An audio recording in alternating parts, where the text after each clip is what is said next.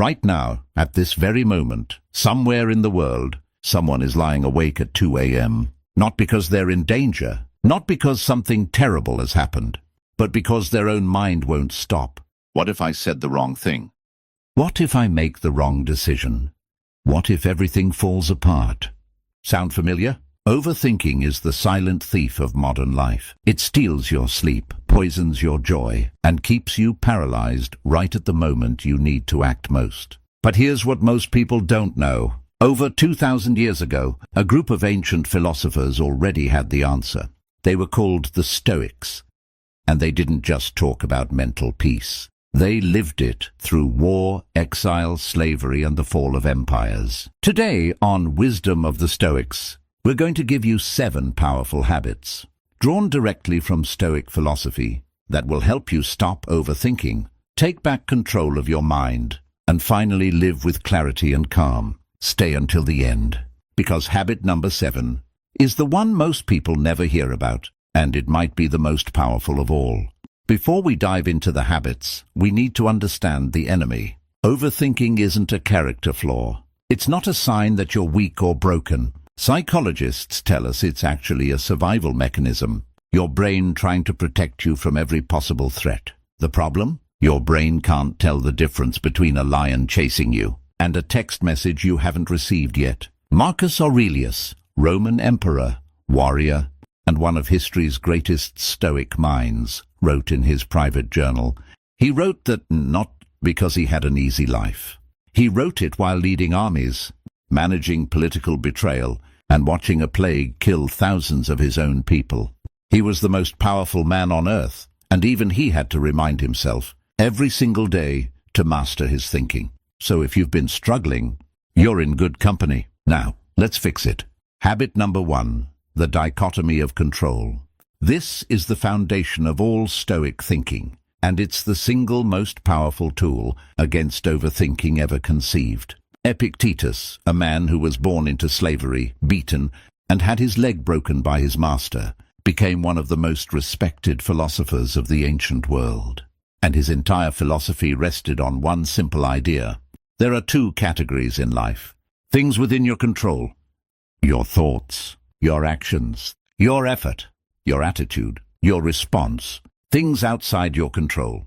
Other people's opinions, the economy, the weather, the past, the future, death. Here's what overthinking really is. It's spending enormous mental energy on the second list. We replay conversations we can't change. We worry about judgments that may never come. We try to control outcomes that were never ours to control. The Stoic habit. Every morning take 60 seconds. Write down your biggest worry. Then draw a line down the middle of your page. On one side, what you can control about it. On the other, what you cannot. Then make a decision. Act on the first list. Release the second. This isn't giving up. This is precision. This is power. Habit number 2.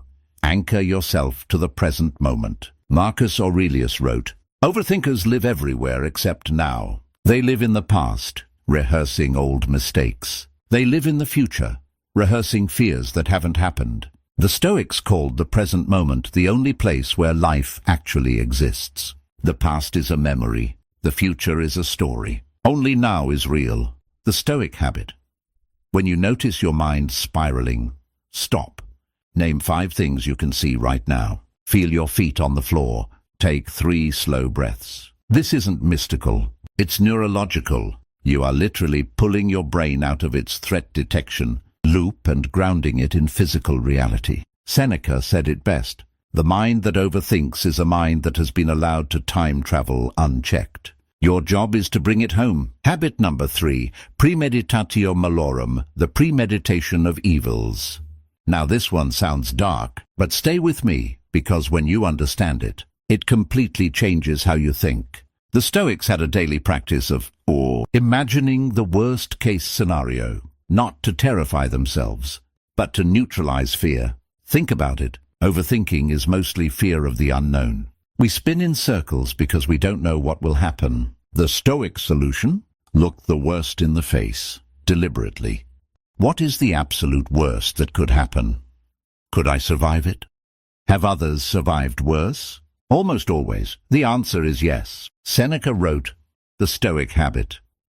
Once a week, take your biggest fear and walk it all the way to the worst outcome. Write it down. Ask yourself honestly, would life go on? In most cases, it would. And in that realization, your mind stops needing to spin. The unknown has been faced.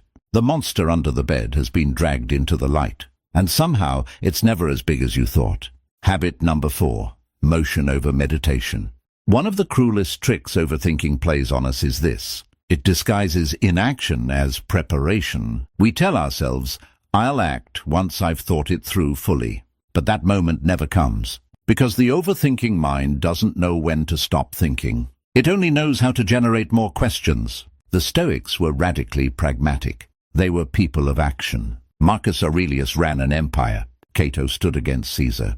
Epictetus rebuilt himself from slavery. They didn't wait until the conditions were perfect. They moved. The Stoic Habit.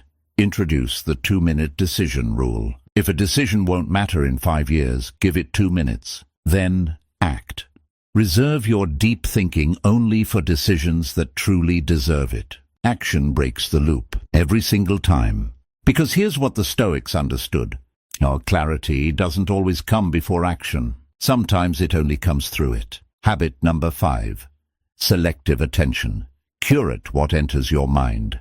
Marcus Aurelius wrote something that should be printed on every phone screen in the world. What you consume, you become. If you feed your mind endless news cycles, social media comparison, gossip, and doomsday content, your mind will produce fear, anxiety, and overthinking. It cannot do otherwise. It's working with the material you gave it. The Stoics were ruthlessly intentional about mental inputs. They practiced journaling to process thoughts deliberately. They studied philosophy to replace fear with reason. They spent time in silence and nature to let the mind settle.